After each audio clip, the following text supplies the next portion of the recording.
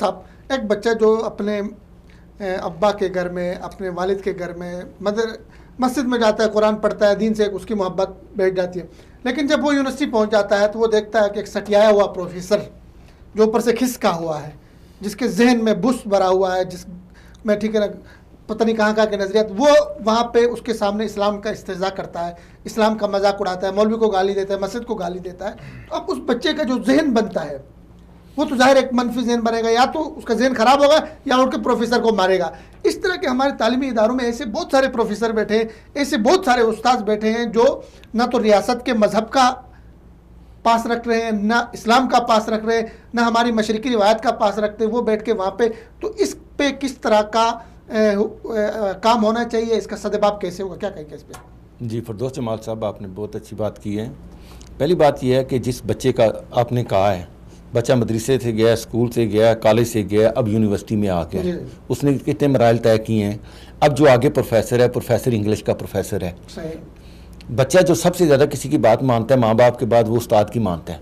بات کے کہ وہ ٹالتا ہی نہیں ہے.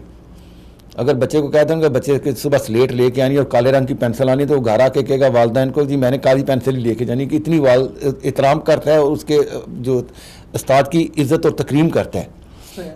اور جب استاد بچوں کو جو بتا رہا ہے یا کہہ رہا ہے اور بچے کے نہ دین سے مطابقت ہو رہی ہے، نہ اس کے جو یہاں کے ہمارے رسم و رواج ہیں اس سے مطابقت ہو رہی ہے، تو بچہ سوچ رہا ہے کہ یہ میرا پروفیسر کیا کہہ رہا ہے. پھر وہ اس سے آرگومنٹ کرتا ہے کہ یہ کام ایسے نہیں ہونا چاہیے. پھر اس کے بعد بھی پروفیسر نہیں کرتا، وہ پروفیسر سمجھتا ہے کہ یار میں پروفیسر ہوں، آپ بچی ہیں، تو پھر ان دونوں کا تکرار ہوتا ہے. ہمارے یہاں ابھی یونیورسٹیوں میں، کالجوں میں اس طرح کے موقع پہ پہلے تو گورنمنٹ کو ایک پیرامیٹر بنانا چاہیے کہ اس طرح کاؤنسلنگ ہونی چاہیے، استاد کی بھی پروفیسر کی بھی، یہ کس ذہنیت کے لوگ ہیں، کیا سوچ رہے ہیں، کس فکر سے ان کا تعلق ہے. اس کے اندر بھی یہاں وہاں پہ جو ہے نا ان کی وہاں پہ مانیٹرنگ ہونی چاہیے. ایک وہاں پہ ایک وہ نظام بنا دینا چاہیے کہ اس پیرامیٹر کے اندر رہ کے آپ نے سبجیکٹ ہو یا کالج ہو یا یونیورسٹی ہو، حدود و قیود اور اس کے اندر رہ کے آپ نے کام کرنے ہیں.